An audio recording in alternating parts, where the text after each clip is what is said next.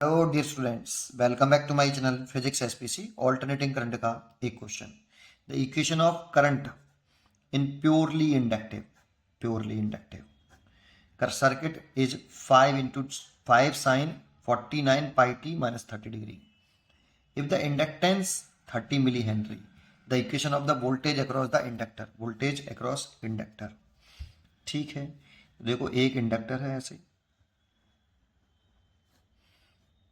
और इसे किसी एसी सोर्स से जोड़ा होगा।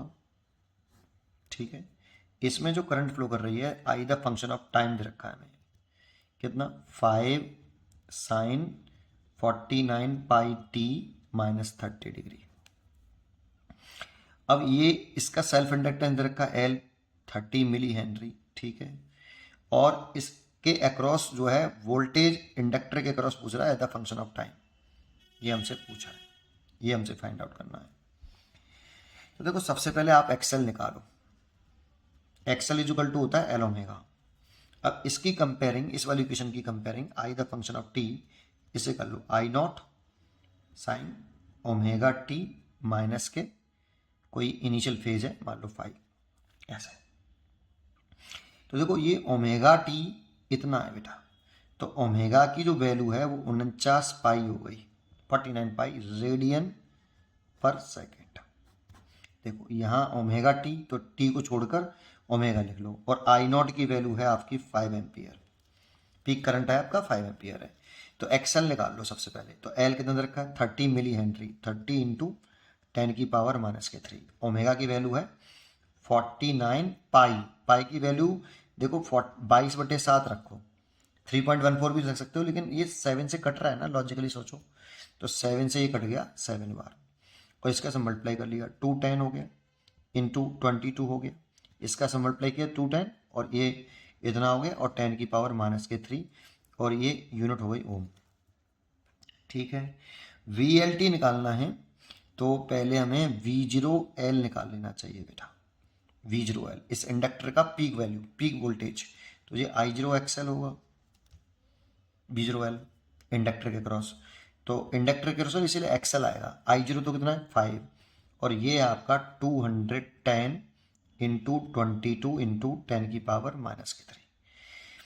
इसका इसमें मल्टीप्लाई करो तो 0 11 हो जाए, 110 हो गया, और ये 210 हो गया, और ये 10 की पावर माइनस के 3, इतना वोल्ट हो गया पीक वोल्टेज इंडक्टर के क्रॉस। ये पीक वोल्टेज आ रहा है बेटा आपका, है ना। तो इन दोनों का मल्टीप्लाई करें तो देखो 21 में 11 का मल्टीप्लाई कर लो, एक ये 2, फिर एक फिर 2, 132, तो मल्टीप्लाई करके आया 231 और डबल जीरो और ये और 10 की पावर माइनस के 3।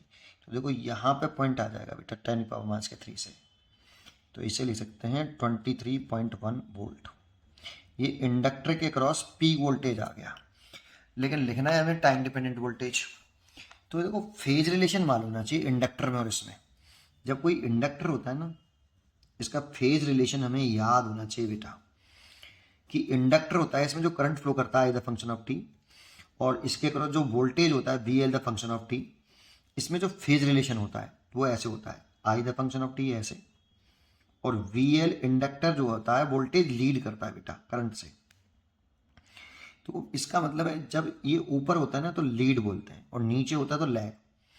तो ये लीड कर रहा है V L function of T, lead I T by phase 90 degree, that means pi by 2 radian, degree में 90 डिग्री।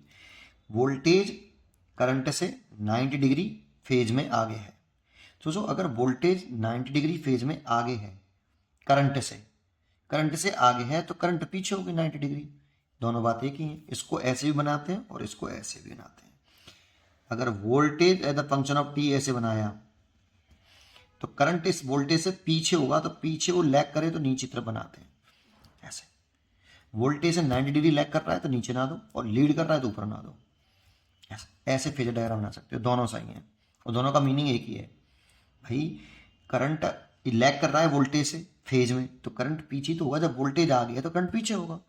ये बस इतना पता होना चाहिए। अब इस क्वेश्चन में कुछ नहीं है, आप करते हैं देखो नेक्स्ट पेज पर, नेक्स्ट पेज पर करते हैं। नेक्स्ट पेज पर बताऊँ आपको, तो इसमें आपको क्या करना है, हमें करंट की इक्वेशन दे रखी है बेटा, आई द फंक्शन ऑफ टी कितनी दे रखी है, 5 sin 49 पाई टी माइनस के 30 डिग्री, और V L the function of T पूछ रहा है, तो ये होता है V0L, that means I0XL, inductor के क्रॉस है बेटा, इसीलिए एक्सेल आएगा। और इसका जो फेज होता है ना, इसका ये देखो, ये करंट का फेज है पूरा, तो जो वोल्टेज का फेज है वो करंट के फेज से 90 डिग्री बस आगे है, तो पहले करंट के फेज से कंपेयरिंग करनी है, तो करंट का फेज उतार लो पहले, 49 पाई टी माइनस के 30 डिग्री। ये देखो अभी तो मैंने जो लिखा है, तो आई का फेज और वोल्टेज का फेज सेम है बिल्कुल, अभी तो देखो सेम फेज है, लेकिन वोल्टेज का जो फेज है ना वो करंट के फेज से 90 डिग्री ज़्यादा है, आगे मतलब ज़्यादा है, तो 90 डिग्री ज़्यादा है, तो 90 डिग्री ऐड कर दो बेटा। अब देखो इसके फेज में इसके फेज में क्या डिफरेंस है, 90 डिग्री का फेज डिफरेंस है, और वोल्टेज का फेज करंट के फेज से 90 डिग्री ज़्यादा है, लीड मतलब ज़्यादा है बेटा, तो ज़्यादा कर दो, बस खेल खत्म। और इसकी वैल्यू मैंने निकाल रखी है 23.1 है ना वोल्ट, और ये साइन इसे लिख सकते हो 49 पाई टी, और इसमें से घटा देंगे तो प्लस के 60 डिग्री हो जाएगा। ये सब इसका आंसर हो गया।